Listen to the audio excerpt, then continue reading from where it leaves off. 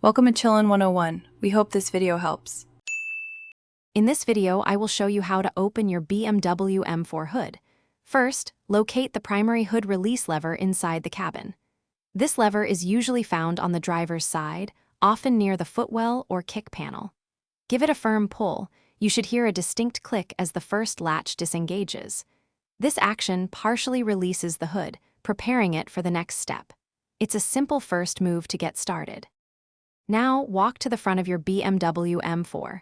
With the first latch released, the hood will be slightly ajar.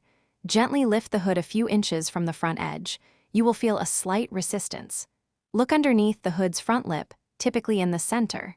This is where you will find the secondary safety latch, designed to prevent accidental opening while driving.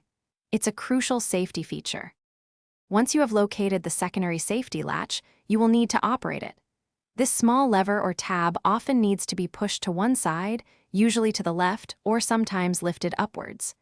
The exact motion can vary slightly, but it is designed to be intuitive. As you push or slide it, you will feel the hood release completely. This step fully disengages the locking mechanism, allowing the hood to open. With both the primary and secondary latches disengaged, you can now gently lift the hood all the way open. Modern BMW M4 models typically feature gas struts that will automatically hold the hood securely in the fully open position, eliminating the need for a manual prop rod. Ensure the hood is stable and fully extended before you begin any work or inspections. Closing is just the reverse process, gently lowering it until it latches. Thanks for watching. Consider subscribing if we helped you.